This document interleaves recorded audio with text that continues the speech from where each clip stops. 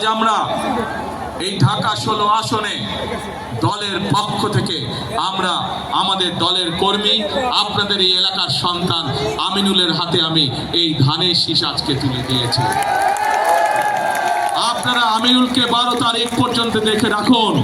আমিনুলকে আপনারা দায়িত্ব দিন। আমিনুল দায়িত্ব, এলাকার মানুষের দায়িত্ব। ইনশাল্লাহ আমিনুল জিতলে পরে, ধানের শীষ জিতলে পরে 13 তারিখ থেকে আমিনুল এলাকার মানুষের দেখভাল করছে কিনা, এলাকার উন্নয়নে কাজ করছে কিনা, সেইটি দেখার দায়িত্ব ইনশাল্লাহ আমার। প্রিয় ভাই বোনেরা, আগেই বলেছি আমি আপনাদের প্রতিবেশী হিসাবে ঢাকা 16 দেখার দায়িত্ব আমার দায়িত্বের মধ্যে পড়ে। ইনশাল্লাহ আপনাদের সন্তান হিসাবে, আপনাদের প্রতিবেশী হিসাবে আমি আপনাদের সাথে যেমন আগেও ছিলাম, ইনশাল্লাহ ভবিষ্যতেও থাকবো। প্রিয় ভাই বোনেরা, বক্তব্যের শেষে আবারও আমি আমার আমিনুলের জন্য, আমাদের দলের ধানের শীষের জন্য সামগ্রিকভাবে এইখানে যত মানুষ উপস্থিত আছেন, আপনাদের মাধ্যমে আপনাদের যে সকল আত্মীয় স্বজন বন্ধু বান্ধব সারা বাংলাদেশে ছড়িয়ে ছিটিয়ে আছে, আপনাদের মাধ্যমে তাদের সকলকে ধানের শীষের জন্য ভোট চেয়ে আমার বক্তব্য শেষ করছি।